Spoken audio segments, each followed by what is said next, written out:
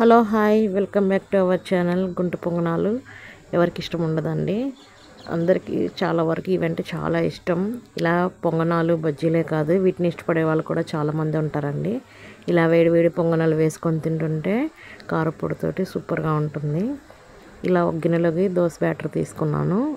దోశ పిండిని ఇలా గట్టిగానే తీసుకోవాలి, ఏమాత్రం వాటర్ యాడ్ చేయకూడదు. సన్నగా క్యారెట్ తురుము, ఆనియన్స్, పచ్చిమిర్చి కట్ చేసి యాడ్ చేసుకొని టేస్ట్కి తగినంత సాల్ట్ కూడా యాడ్ చేసేసుకోండి.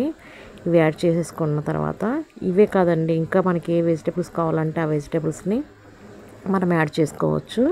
ఇప్పుడు ఇందులోకి వచ్చేసి నేను చిటికెడంతా పసుపుని యాడ్ చేస్తున్నాను. పసుపు వల్ల మంచి కలర్ వస్తుందండి, తినడానికి కూడా చాలా బాగుంటుంది. ఇవి వేసేసి మంచిగా కలిపేయండి. ఈ పసుపు, ఆనియన్స్, పచ్చిమిర్చి, క్యారెట్, కరివేపాకు ఇవన్నీ బాగా పట్టేలాగా మంచిగా కలిపేయండి. ఈ పిండితో పాటు మనము ఊతప్పం కూడా చేసుకోవచ్చండి.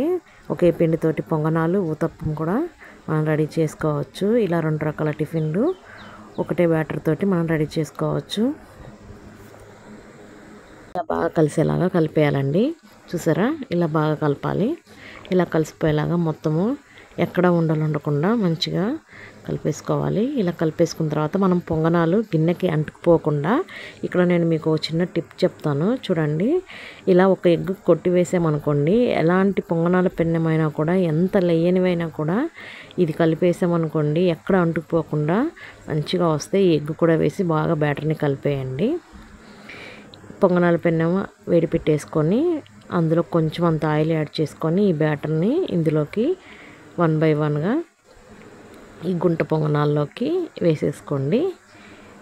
ఈ గుంటలలోకి పిండి మొత్తం మనము వేసేసుకున్న తర్వాత మీకు లావుగా కావాలనుకుంటే లావుగా వేసుకోండి, సన్నగా కావాలనుకుంటే సన్నగా వేసుకోండి. ఎందుకంటే ఇది ఆల్మోస్ట్ మళ్ళీ పొంగుతుంది, ఎగ్ వేసాం కదండి, ఇంకా ఫ్లఫీగా మంచిగా పొంగి మంచి కలర్ఫుల్గా వస్తాయి. తినే కొద్దీ ఇంకా తినాలనిపించేంత టేస్టీగా ఉంటాయి. చూసారా, మంచిగా వన్ సైడ్ ఫ్రై అయిపోయండి. మనం ఇప్పుడు సెకండ్ వైపుకి టర్న్ చేసుకుందాం. చూడండి ఎంత బాగా లేస్తున్నాయో. చూసారు కదా, అంటుకుపోకుండా పొంగనాలు మనకి ఎంత నీట్గా వస్తున్నాయో. ఎగ్ వేయడం వల్ల చూసారా పొంగనాలకి ఎంత మంచి కలర్ వచ్చిందో, మంచి ఫ్లఫీగా కూడా ఉంటాయండి. ఒకసారి ఇలా ట్రై చేయండి.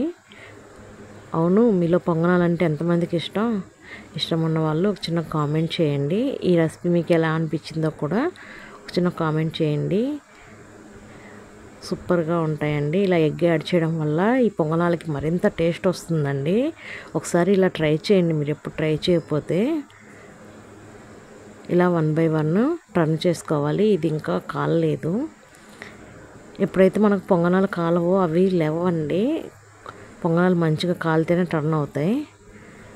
ఇలా అన్నీ టర్న్ చేసుకున్న తర్వాత మనం ఇంకో వైపు కూడా మంచిగా మూత పెట్టేసి సిమ్లోనే పెట్టి రోస్ట్ చేసుకోవాలండి. పెద్ద మంట పెట్టుకుంటే మనకు పైన బాగా మాడిపోతే లోపల వచ్చేసి ఉడకవండి. అందుకని మనము సిమ్లో పెట్టి ఈ ప్రాసెస్ అంతా చేసుకోవాలి. ఇప్పుడు దీనికి మూత పెట్టేసి ఇంకో 5 minutes మగ్గించుకుందాం. అప్పుడు బాగా రెండో వైపు కూడా మంచిగా ఫ్రై అవుతాయి. 5 minutes తర్వాత చూడండి ఇవి ఎంత బాగా ఫ్రై అయ్యాయో. వీటిని ఇంకా మనం ప్లేట్లోకి తీసేసుకుందామండి. మీకు చట్నీ ఇష్టమైతే చట్నీ, కారపొడి ఇష్టమైతే కారపొడి, దేంతో ఇష్టమైతే దాంతో హ్యాపీగా ఎంజాయ్ చేసేయండి. ఇందులోకి ఉల్లికారం బాగుంటుంది, కారపొడి బాగుంటుంది, పల్లి చట్నీ బాగుంటుంది. ఎందులోకైనా ఈ సూపర్ కాంబినేషన్గా ఉంటాయండి. వీడియో నచ్చితే లైక్, షేర్, సబ్స్క్రైబ్ చేసుకోవడం మాత్రం మర్చిపోకండి. వీడియో చూసి వెళ్ళిపోకుండా ఒక చిన్న లైక్ కొట్టి వెళ్ళండి. అలాగే సబ్స్క్రైబ్ కూడా చేసుకోండి. Thank you for watching.